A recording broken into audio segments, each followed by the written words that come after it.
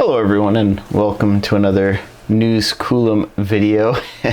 I guess this is the home office, not really a plug side chat.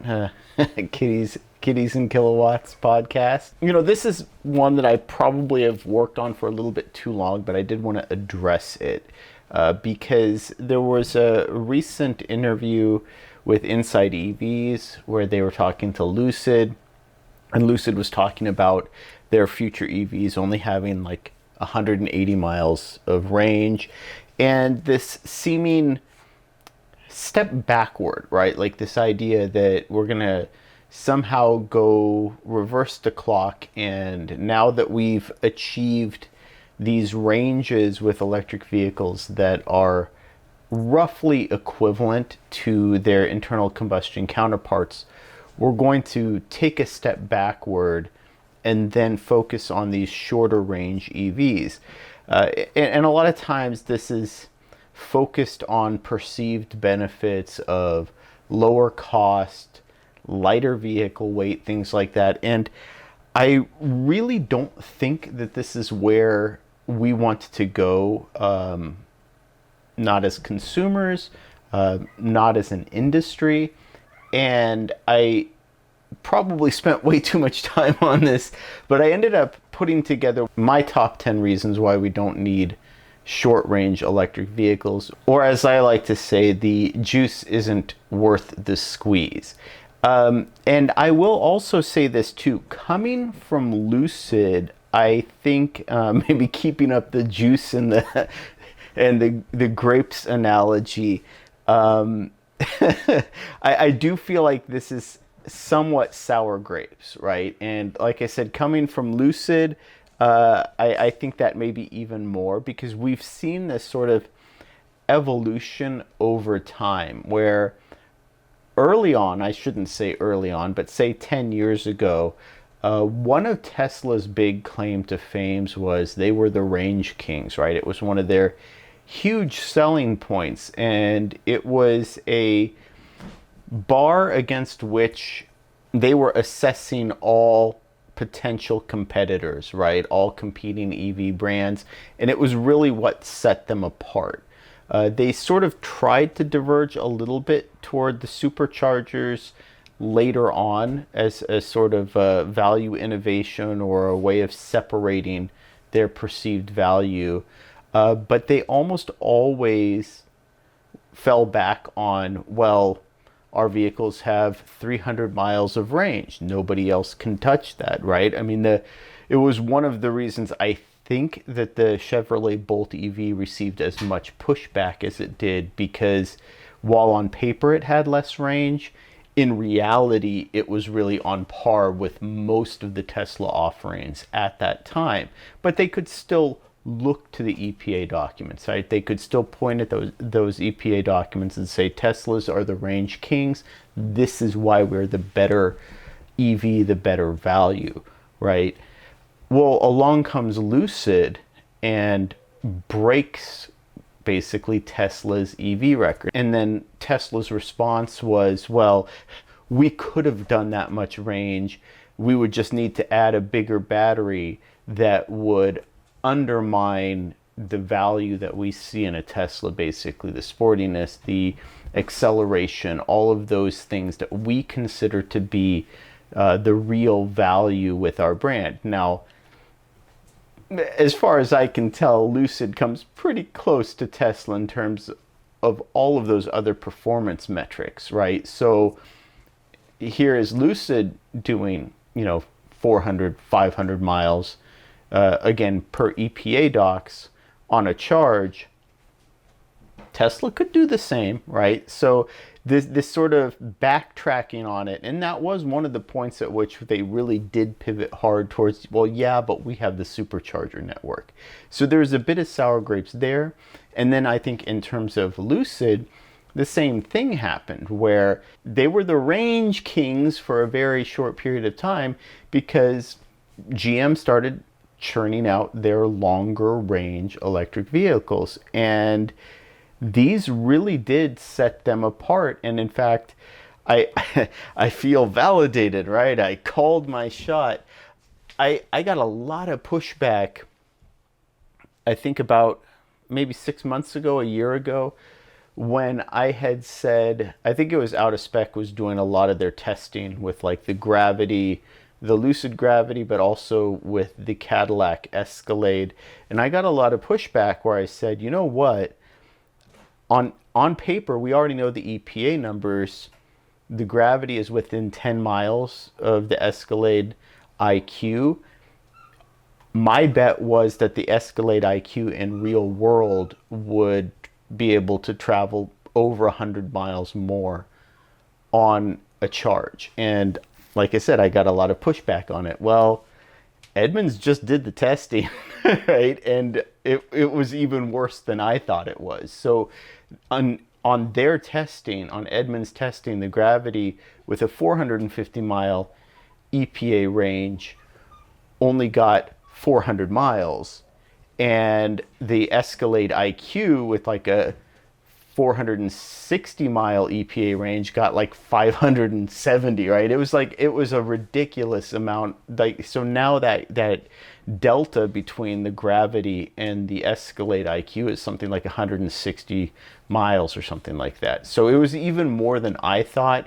Sure, at highway speeds, Gravity might be able to make up a little bit of that difference, but it probably wouldn't ever get better than that 100-mile difference that I expected. So that's why I said I feel like it's a bit of sour grapes here, and I don't know that the step back from range, right, from focusing on having, again, that sort of equivalent range that internal combustion vehicles have, I don't really see a reason for going back on that. Now, I'm not saying that EVs need to have more range, right?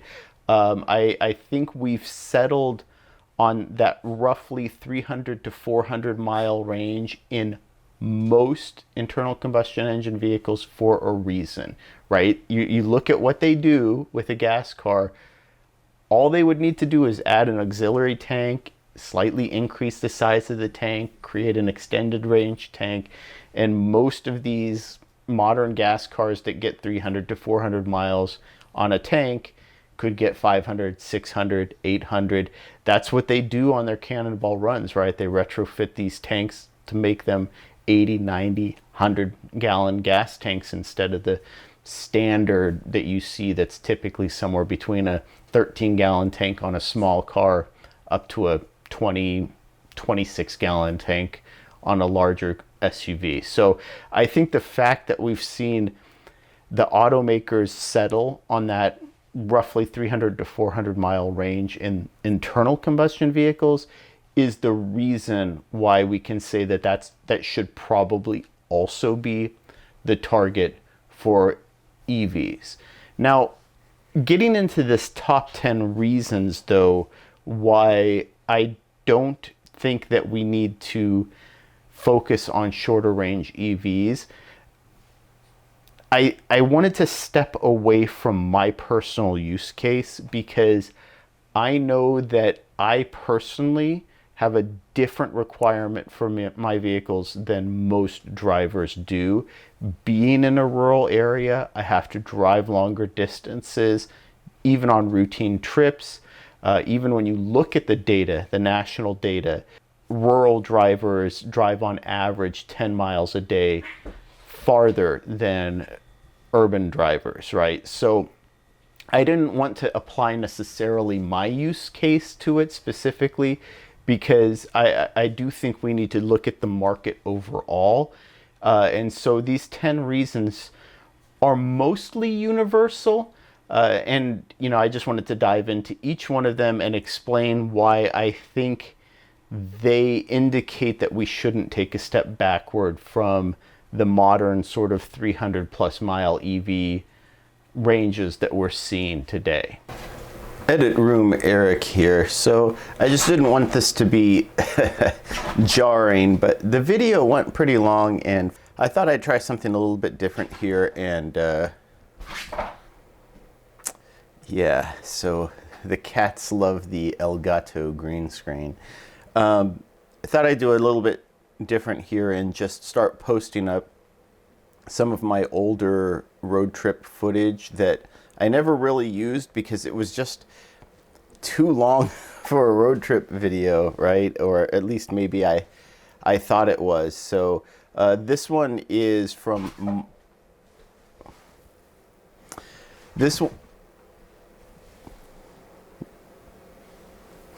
This one is from March of 2019 when I took my Chevrolet Bolt EV up to Bryce Canyon. So enjoy as I discuss why we don't need short-range electric vehicles that even today probably couldn't make it to Bryce Canyon. So the first reason is that short-range EVs simply don't sell well, right? We've tried this austerity before, and even when these shorter range EVs weren't constrained by production, right? There weren't production limitations. They didn't sell well. And I'll lump in extended range plug-in hybrid, right, electric vehicles as well, because I think they also provide that indicator. So the Chevrolet Volt, even though GM was not constrained in production, it just didn't sell as well. And in fact, it basically torpedoed GM in two different foreign markets, both in Europe and in Australia. So again, 40 miles of electric range on paper seems like it's all that you need if your average daily driving is only 40 miles. But they just didn't sell well. And then when it comes to things like resale value, right, now you have to convince someone else. So even if 40 miles a day works for you, now you have to convince a larger consumer pool that 40 miles a day will work from them. And that's not even getting into ideas of battery degradation over time or whatnot. So selling them initially and then reselling them, it's a hard sell. One of the other examples that I could come up with is people forget that there was a Tesla Model S40. Again, a company that was not constrained on its production capacity, and they produced a cheaper, lower range Tesla Model S with a 40 kilowatt hour battery pack. They basically canceled it, right? We saw the same thing too with their Model 3 SR, the smaller Tesla, the smaller battery Tesla Model 3.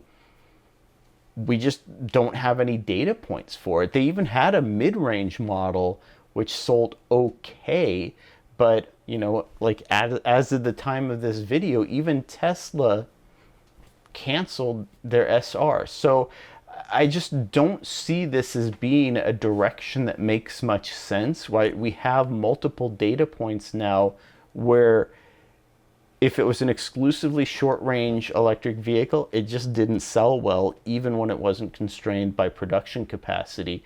And if it was a short-range vehicle with longer-range alternatives, it was almost always outsold by its longer-range alternatives. So I think just reason number one, they just don't sell, period, right? So why should we ask automakers to focus on them? The number two reason is the DOT, the Department of Transportation data that people reference to justify why we can get away with short-range EVs, it just doesn't add up. And what do I mean by that? On paper, right, Americans drive on average 40 miles a day. Like I said, now if you break that out, urban dwellers versus rural dwellers, now it's 40 miles a day or a little under 40 miles a day versus close to 50 miles a day. But also, that's an average, right? So it doesn't really account for whether people are driving that every day or whether they're driving, 80 miles a day every other day, or they're driving 120 miles a day every third day. So there's some real questions about that. And then also, if you look at the questions themselves as they were asked, it talks about the commute. A lot of American drivers do things outside of their commute. So maybe they have a 40-mile commute 4 days a week, but maybe their child plays in a sports league that once a week they drive 100 miles in a day or 200 miles in a day, and they never really count that towards this 40-mile average. The other reason why it also doesn't seem to make sense is if you compare it to the Bureau of Transportation Statistics numbers. So if you break down the Bureau of Transportation Statistics data, it shows that Americans drive 3.1 trillion miles per year.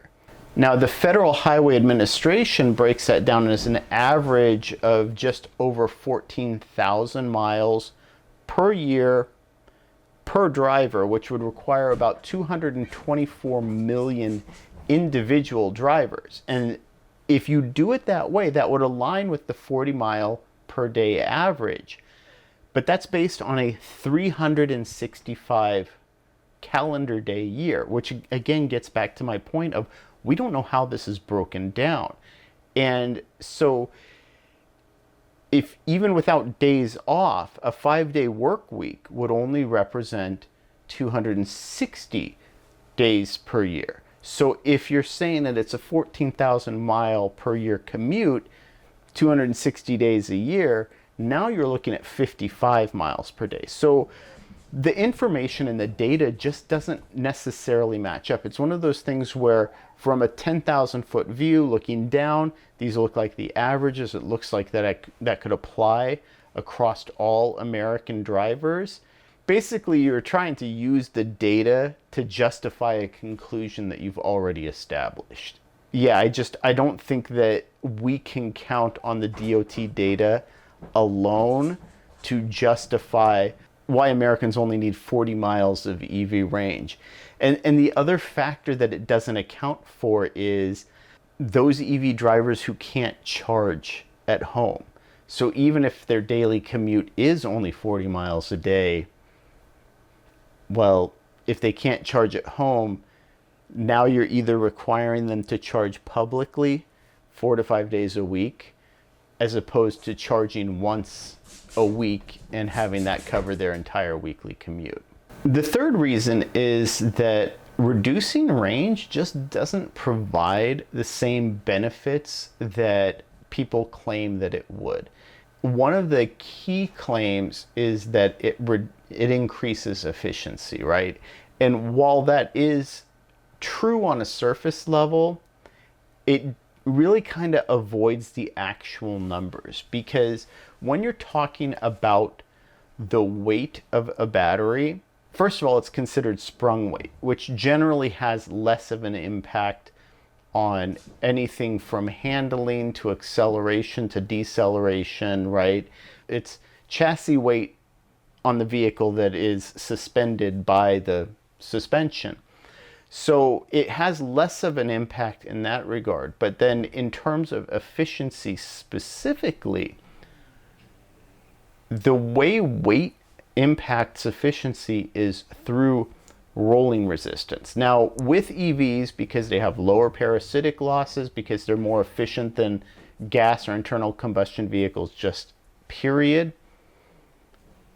rolling resistance does represent a larger percentage of the overall energy consumption, but it's still only about 20 to 25%.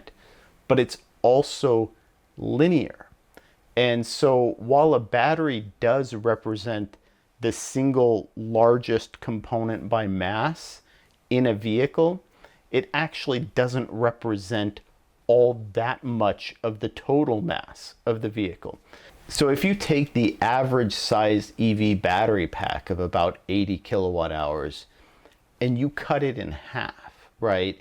In terms of mass, you might be going from 1,000 pounds down to about 600 pounds. Remember, you still have the battery case, the battery structure, a lot of the components of the battery that are going to be there regardless of whether the active material is reduced by 50%. And so you're likely to only save about 400, maybe 500 pounds off of a vehicle that probably weighs about 4,000 to 5,000 pounds. So what you saved is about 10% of that total weight, meaning you're saving about 10% of the rolling resistance. If the rolling resistance is 25% of the total energy consumption, you've only saved 2.5%, right? You've only reduced your overall consumption by 2.5%. So you've given up 50% of your range to improve your efficiency by 2.5%.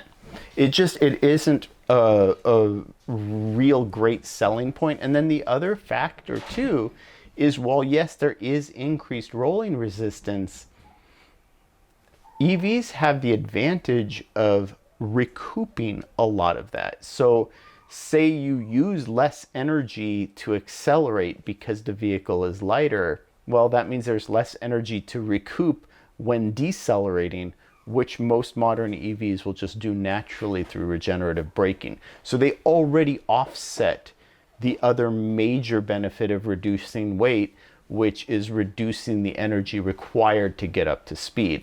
So again, we're really looking at not too much of a benefit simply by cutting the range in half. The battery weight itself is representing less and less of the overall mass of the vehicle as technology improves. But even where it currently stands, where it's maybe 20 to as much as maybe even 30% of the total weight of the vehicle, reducing that by half just isn't going to provide the benefits that some people claim that it does. And even in terms of the cost savings, so we have again, using that 80 kilowatt hour battery pack, if we assume that that 80 kilowatt hour battery pack under current pricing is $100 per finished kilowatt hour, reducing it by half means now instead of being an $8,000 battery, it's a $4,000 battery. Well, that's a huge savings on the battery alone, but compared to the overall cost of the vehicle, you're generally saying a $40,000 to $50,000 EV. You're now going from an $8,000 battery that's 20% of the total EV's cost to a $4,000 battery that's 10% of the EV's cost. The overall savings from the EV is only about 10%, right? Because you're going from, say, 44,000 to 40,000 if you pass it directly on to those savings directly onto the customer.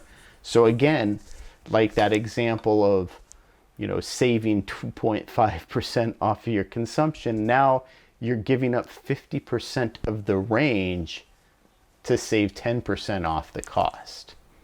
It's just not that compelling. The number 4 reason why we don't really need to focus on shorter range EVs is, all other things being equal, bigger batteries charge faster, right? And if they aren't equal, right, now you're looking at typically a higher cost per kilowatt hour. You're looking at more weight per kilowatt hour. So if you want to make a more power dense battery that's a lower capacity, you're adding cost, complexity, and weight in other areas. So an example of this is, if you have, again, that 80 kilowatt hour battery pack, at a 1C rate, that 80 kilowatt hour battery pack will charge at roughly 80 kilowatt. If you cut that same battery pack in half, it's now a 40 kilowatt hour battery pack. It's still a 1C battery pack.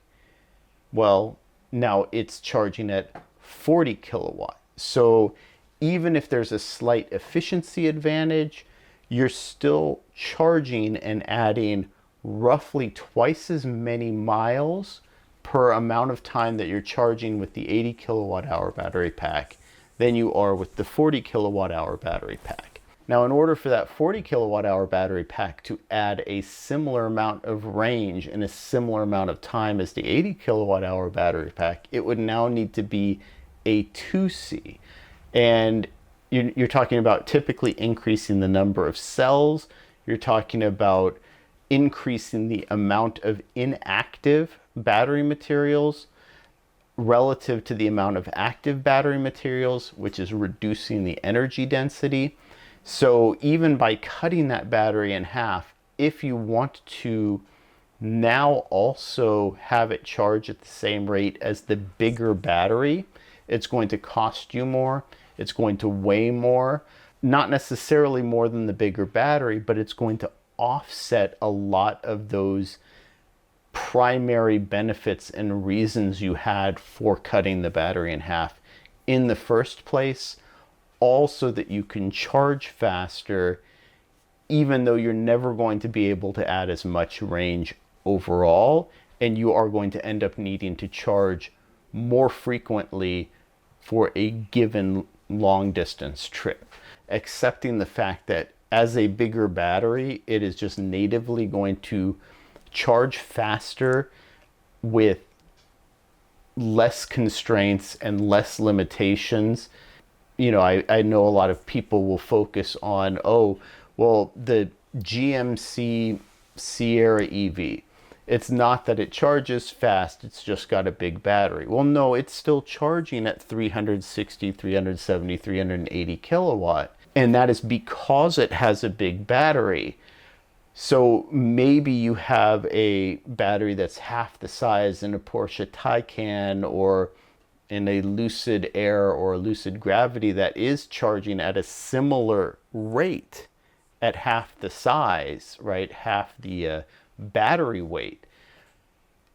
You're still giving up things in terms of cost. You're giving up things in terms of you're giving up complexity. You're giving up energy density. And so it's easy to point to a smaller battery that's charging faster and say, well, see, you don't need to be as big to charge that fast. And that is true. But when your battery costs more per kilowatt hour to finish, when your battery holds less energy overall, when it needs more advanced cooling systems, so on and so forth, right, has lower energy density overall, all of those are factors that need to be weighed in. So it's not a simple thing to just reduce the size of the battery and call it good. There are additional costs and there are additional limitations that come as a result of making that battery smaller. So again, as I said, all things being equal, bigger batteries just charge faster. I had mentioned this earlier before, but I called this out as a standalone point. My number 5 reason why we don't need shorter range EVs is because there are consumers without dedicated off-street parking, without the ability to charge at home or work. And I find it kind of funny how a lot of people in the EV community tend to always focus on those EV owners when talking about why we need to focus on infrastructure or why we need to accept that EVs can't go mainstream right now. So I don't think that you can make both arguments, right? I don't think that you can both say that this is an important population that needs to be addressed while saying that really the answer is shorter range EVs. Because when you can't charge at home,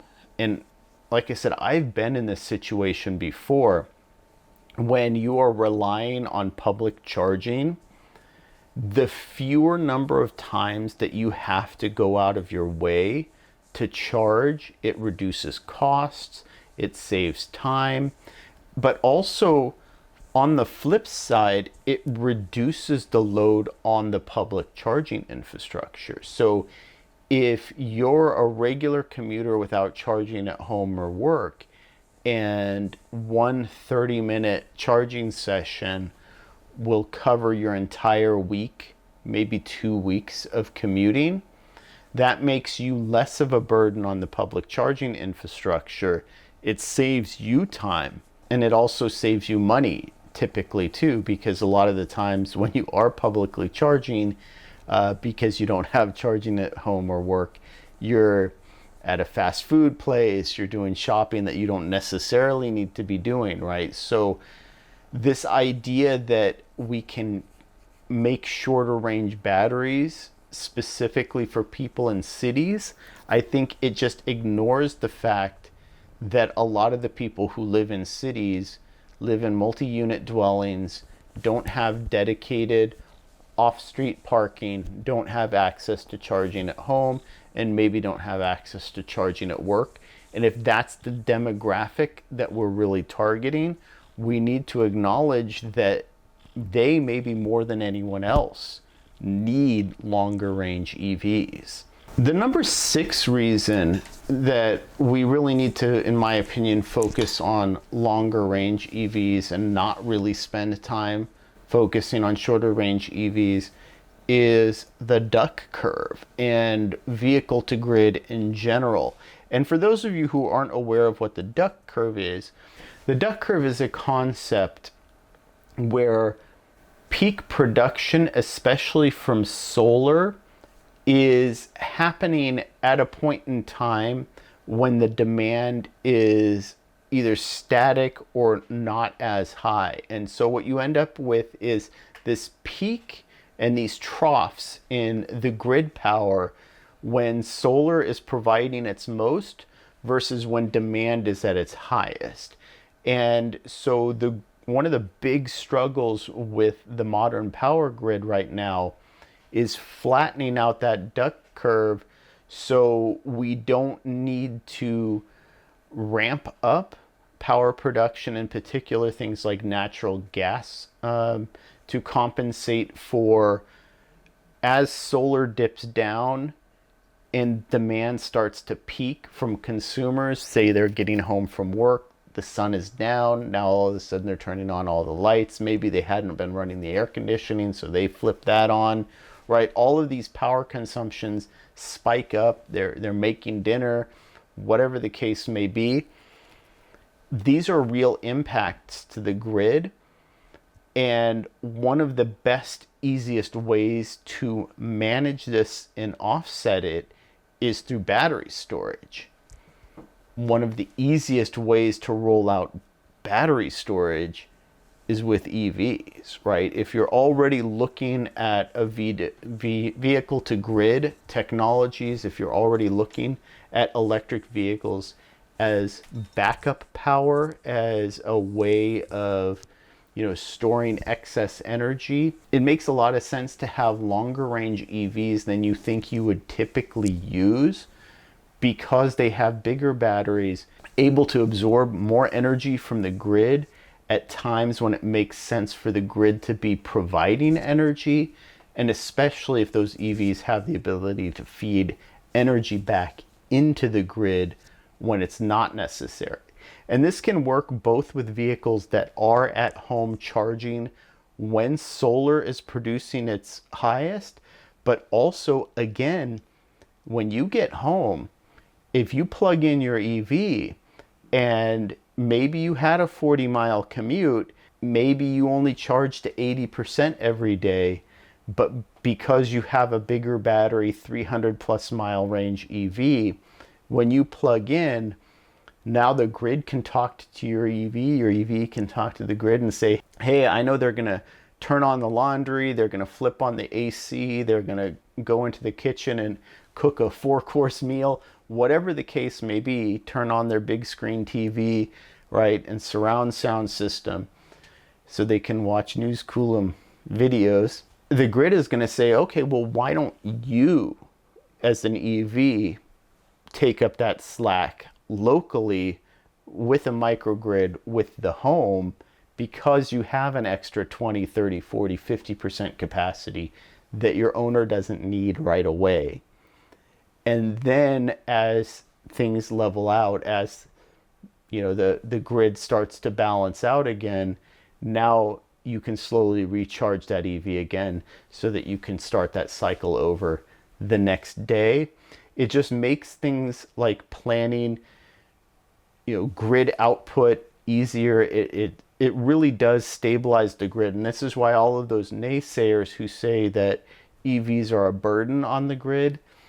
If you know anything about how things are being planned out right now, you would know that no, in fact, EVs are actually essential for a healthy grid, and they're going to be one of the things that helps to stabilize the grid over time. And one of the best ways they can do that is by having surplus battery capacity that consumers don't necessarily need to tap into in order to drive on their daily commute. So again, it's just one more benefit of having these longer range EVs, that their battery capacity isn't necessarily just going to sit there, right? It's not a wasted mass, and it's not a wasted expense. And hopefully we can get to the point where consumers are allowed to monetize this with the grid in a way that makes sense, in a fair and equitable way. Because like I said, right now, I still call them feed-in tariffs, but right now, if you're in California, you are literally getting pennies on the dollar for any electricity that you feed back into the grid. It's completely not worth it, but in theory, at least moving forward with a little bit of legislation and a little bit of advocacy, we can make it so that these larger battery EVs are actually doing a community service and are actually bolstering the grid, but also remunerating our EV owners for that extra upfront cost. But again, you really want a bigger battery EV to make that process easier and streamline it.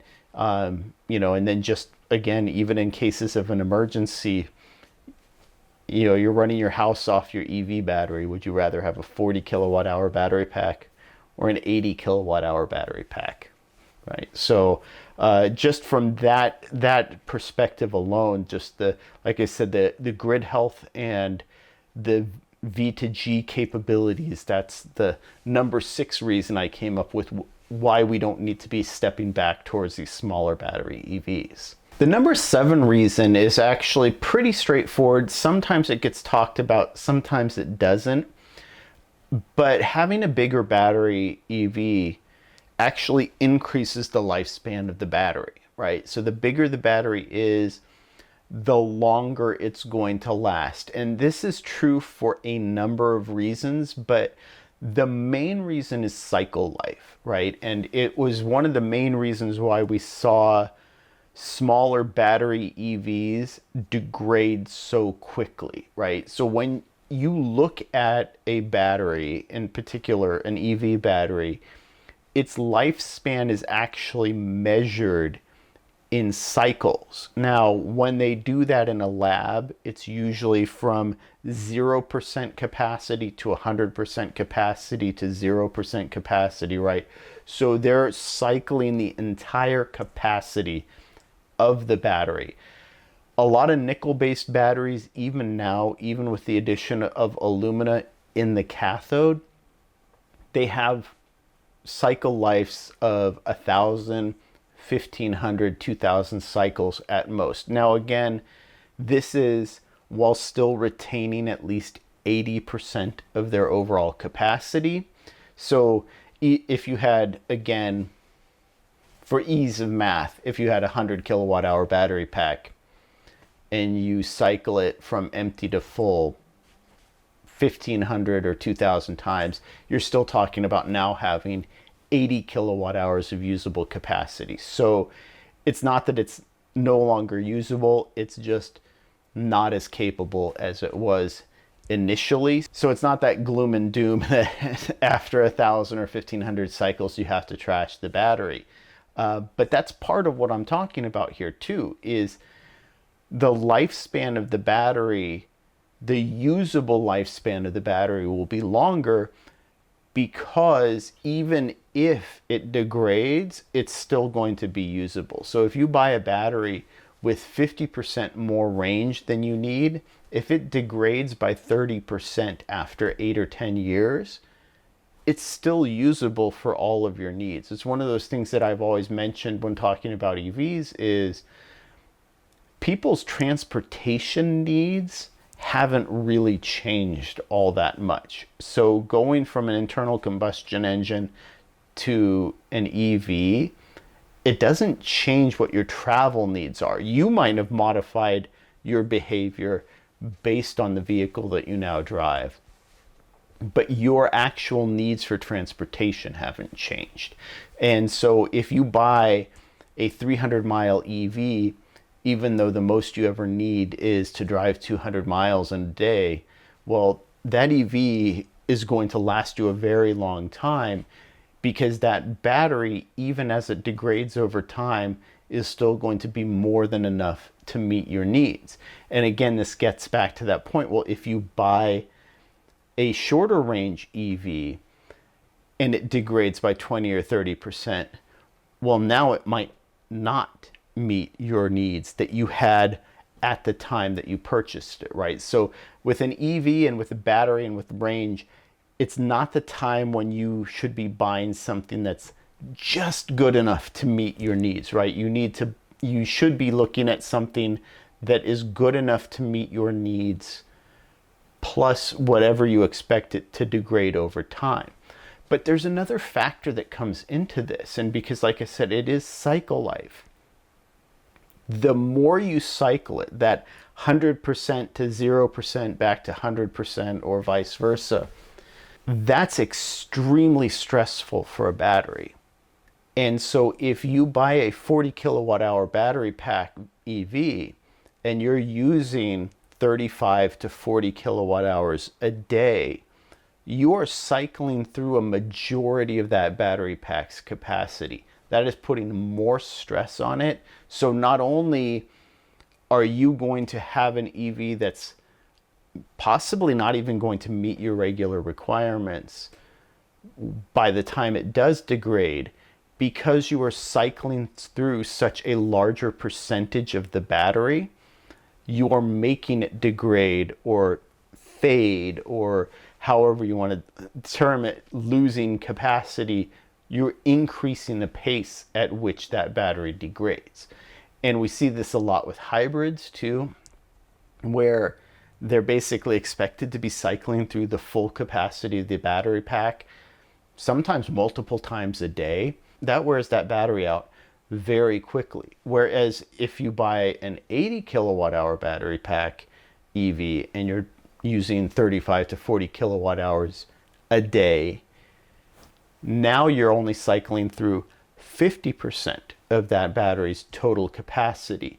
That's less stress on the battery and longer that battery will last overall. So it's almost a snowball effect, where not only are you putting less stress on the battery so it degrades more slowly, even when it does finally degrade, you still have a usable battery that exceeds your daily driving requirements. And so it's just the overall lifespan. Now you're looking at a battery for most of these 300-mile EVs, and we're not even really talking about LFP, where they have 4,000, 5,000, 6,000, sometimes 10,000 cycle life battery lives.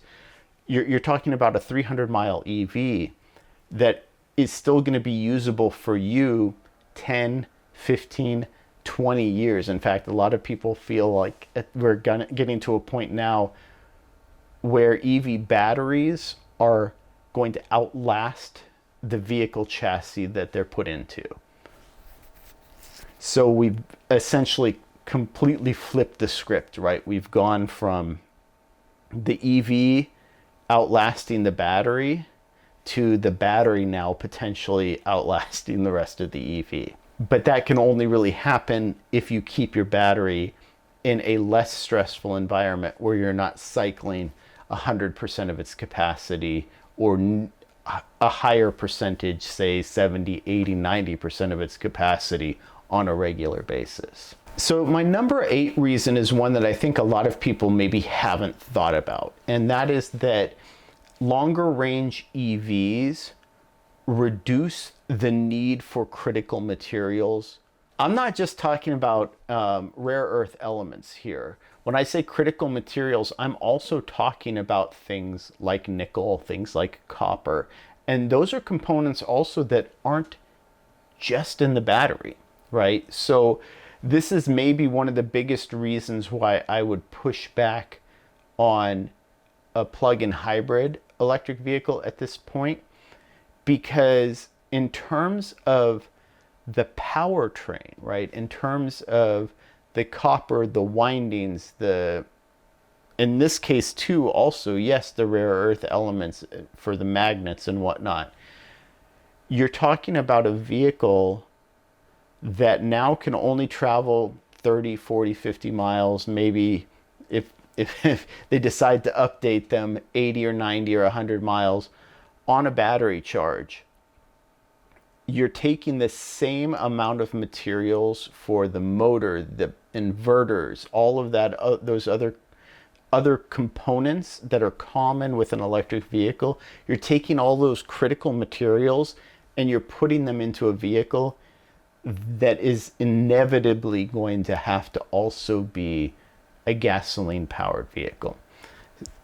That's a problem. But also, even if you don't look at it from a plug-in hybrid perspective, even if you look at it only from an EV perspective, you're committing the same amount of critical materials to an EV that only gets 150 miles of range as you are to an EV that's getting 300 miles of range. And like I said, if you want to upgrade the battery pack so that it charges faster, if you want to make sure that it can add the same number of miles in the same period of time on a DC fast charger, you're adding materials. If you want to say that, hey, we need to double the number of public fast chargers that we have in order to support a vehicle with half the range, you're adding critical materials. And so I think this is something that gets overlooked by a lot of people, but the constraint moving forward is very likely to be one of critical materials, not necessarily the materials that are used in the batteries themselves. I've even heard people talking about how, hey, look, with our current pathway, there might not actually be enough copper on the entire planet to meet the electrification expectations of our, global, human population and the requirements to support it. So every time that you can make a 300-mile EV with roughly the same amount of copper as you can make a 150-mile EV, you should probably be making that 300-mile EV, right? So it isn't as though it's just free to make these shorter range electric vehicles, because it's not as though you can just make 250-mile electric vehicles using the same amount of materials that you could make one 300-mile electric vehicle. It doesn't work that way, right? So there's an amount of critical materials that are being committed to each one of these vehicles, and so it's better to make fewer, more capable vehicles than it is to make, right, multiple less capable electric vehicles. Kind of segues into, maybe I'm cheating on these last few points, but my number 9 reason is that it reduces the load on the public charging infrastructure. And that's important for a number of reasons. Like I said, with those critical materials, putting them in these public chargers, it's not free, right? It's a societal cost. It increases the cost of those critical materials. It increases the need for them to be placed there. Even as it currently stands, we're seeing large amounts of vandalism, stealing cables, using, selling the copper, pulling bus bars out of transformers, right? Just very dangerous things people are doing in terms of theft of these high-powered chargers.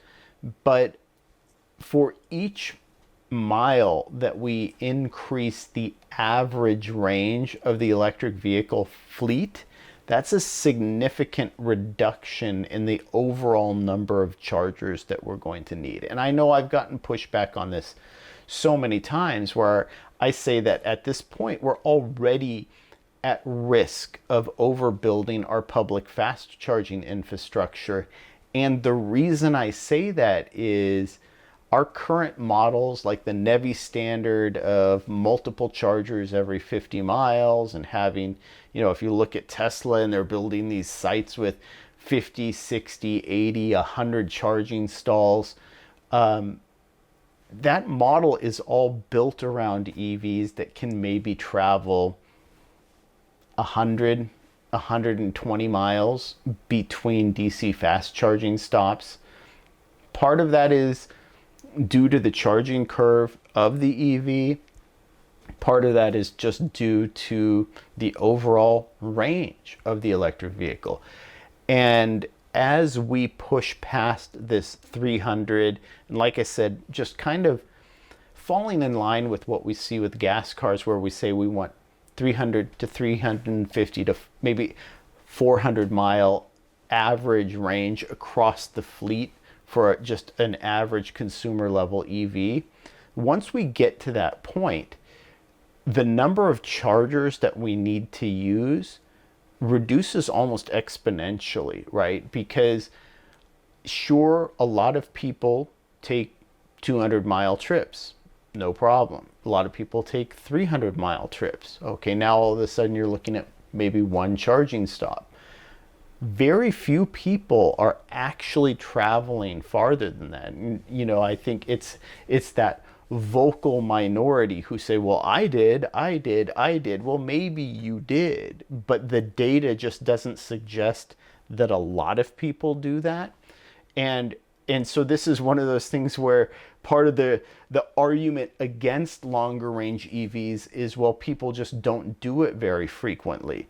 But I think that's the very argument for having these longer range EVs, because the fact that people don't do it very often means that we're committing now all of this infrastructure to support behaviors that people don't do very often. So rather than do that, put that energy into, I guess, literally the EV, making it a longer range, more capable EV. So on the rarer occasions when people do travel farther, they're less reliant on the public charging infrastructure.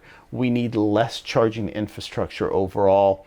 And I guess that kind of segues into my final reason.